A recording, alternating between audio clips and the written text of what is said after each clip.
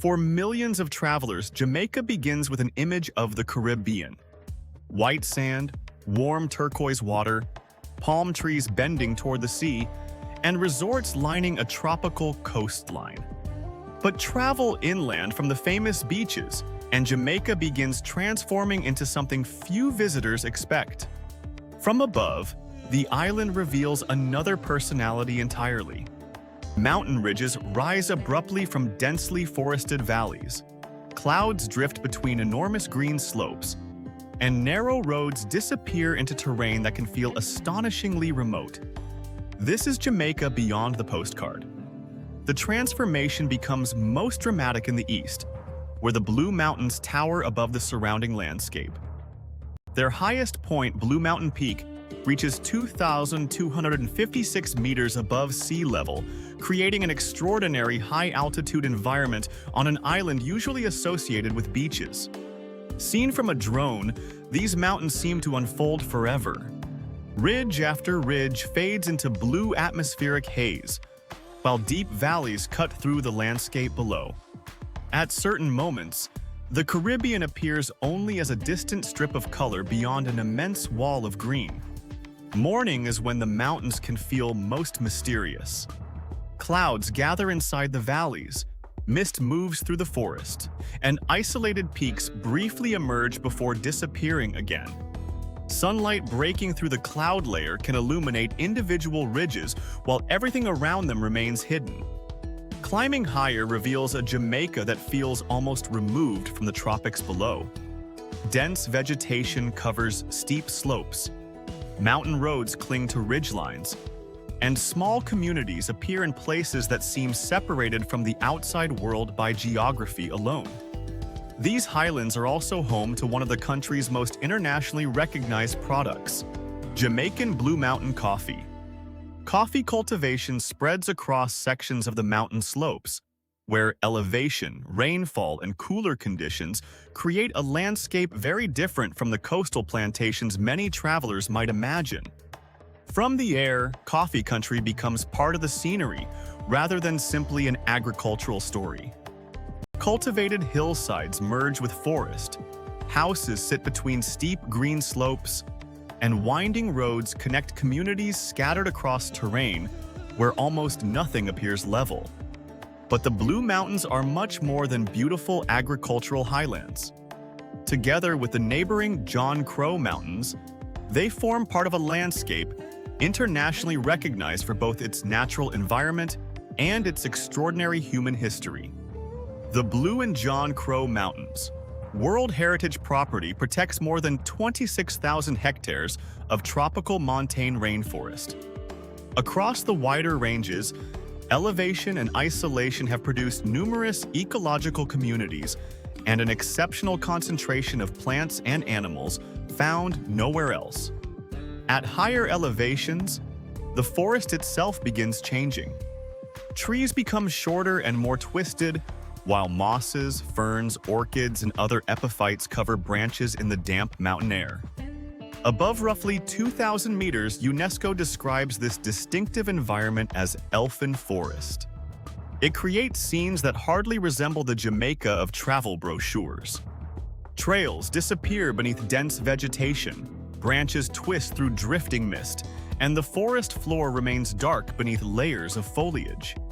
The atmosphere can feel closer to a remote cloud forest than a Caribbean holiday island.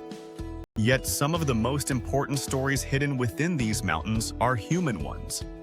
The difficult terrain once provided refuge for indigenous Taino people, and later for Maroons escaping colonial enslavement, turning the mountains themselves into part of Jamaica's struggle for freedom.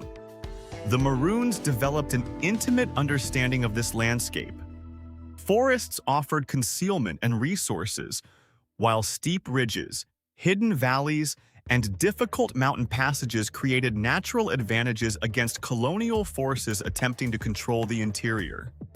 Trails, former settlements, hiding places, and lookout points became part of a remarkable cultural landscape.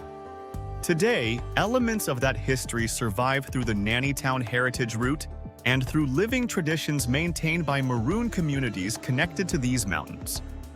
that history changes the way this wilderness can be understood.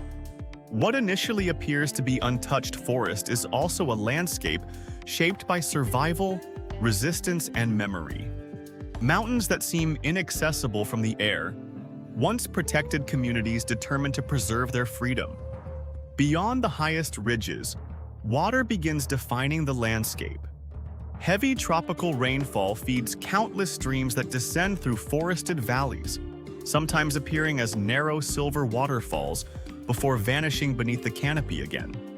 Follow those waterways toward lower elevations, and the mountains gradually open into extraordinary river country. Dense vegetation crowds the banks, bamboo and tropical forest lean over moving water, and settlements remain scattered rather than concentrated into large tourist centers. Eventually, the landscape begins descending toward Portland on Jamaica's northeastern side. Here, mountains seem to run almost directly toward the Caribbean, creating a dramatic meeting of rainforest, river valleys, and coastline. And this is where Jamaica's familiar tropical beauty returns in an entirely different form. Instead of vast resort developments, the eastern landscape often feels greener, steeper, and more enclosed, with hidden coves appearing beneath mountains rising immediately behind them. Around Port Antonio, that contrast becomes especially powerful. Brilliant Caribbean water sits beneath one of Jamaica's wettest and most mountainous regions, creating an environment where jungle-covered hills, rivers, and coastlines seem compressed into the same spectacular frame.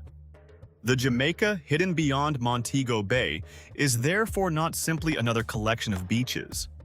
It is an island of cloud forests, enormous mountain ridges, historic pathways, and landscapes that helped shape the country's identity. And beyond the Blue Mountains, the interior becomes stranger still, because farther west lies one of the Caribbean's most extraordinary wildernesses, Cockpit Country. Cockpit Country feels unlike almost anywhere else in Jamaica. From the air, thousands of forest-covered limestone hills appear packed together across the interior, separated by deep depressions and narrow valleys. The strange repeating landscape can resemble an enormous green maze stretching toward the horizon.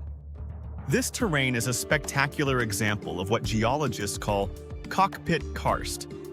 Rainfall slowly dissolving limestone over immense periods of time helped create steep-sided depressions surrounded by rounded and conical hills, producing a landscape so distinctive that Cockpit Country is recognized internationally as the type locality for this form of karst. At ground level, the geography becomes even more complicated. Forest hides steep slopes, caves penetrate the limestone, and surface water can suddenly disappear underground.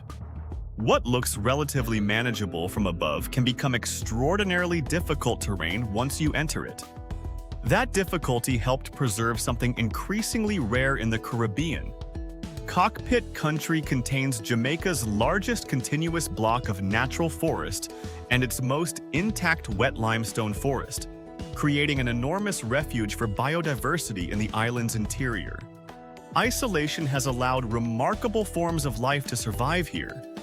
Jamaica already possesses unusually high levels of endemism, but Cockpit Country takes this further, protecting plants and animals restricted not simply to Jamaica, but in some cases to this particular landscape. Above the canopy, flashes of color occasionally reveal another side of the forest. Cockpit Country remains an important stronghold for Jamaica's black-billed and yellow-billed parrots, while many of the island's endemic bird species have been recorded within the region. Yet once again, Jamaica's wildest geography is inseparable from its history. The caves, valleys, and confusing limestone hills that make Cockpit Country so spectacular also made it a formidable refuge for Maroon communities resisting British colonial forces. The landscape became part of their defense.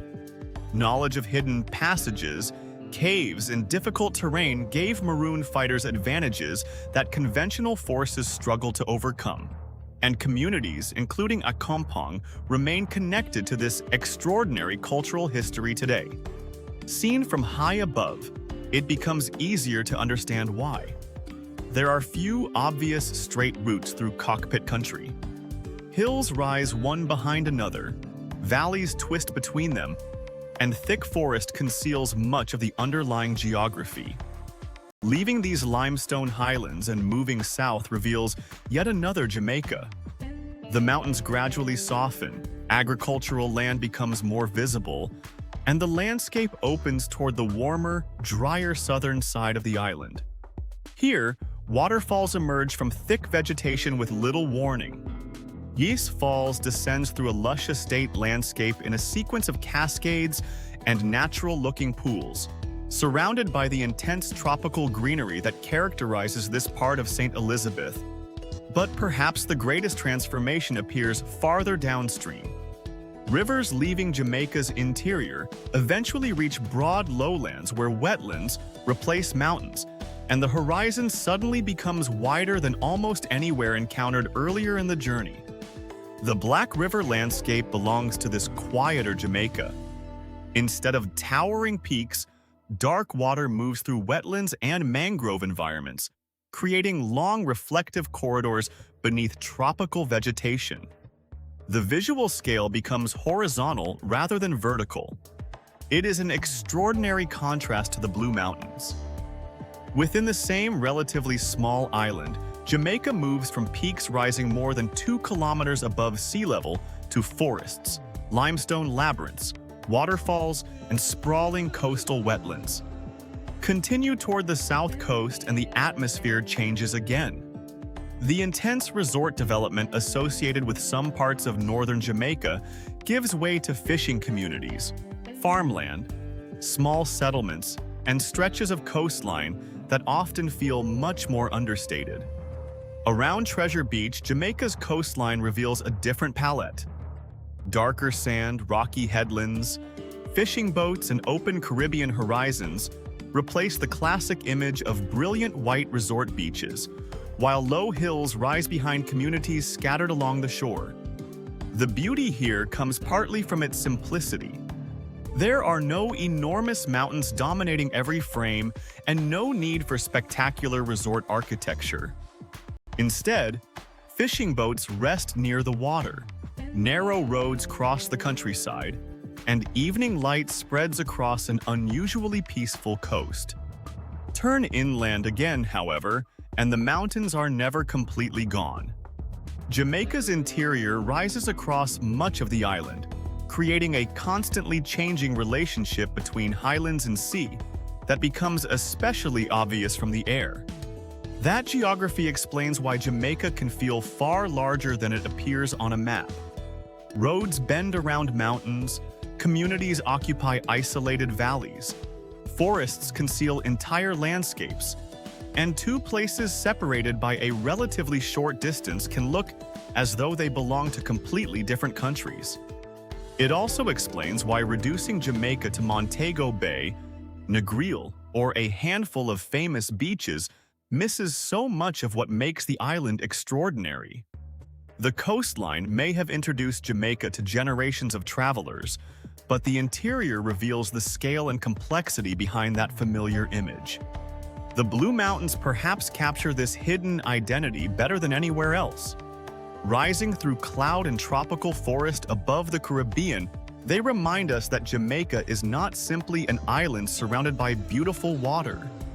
It is a mountainous country whose geography has influenced its ecosystems, communities, agriculture, and history.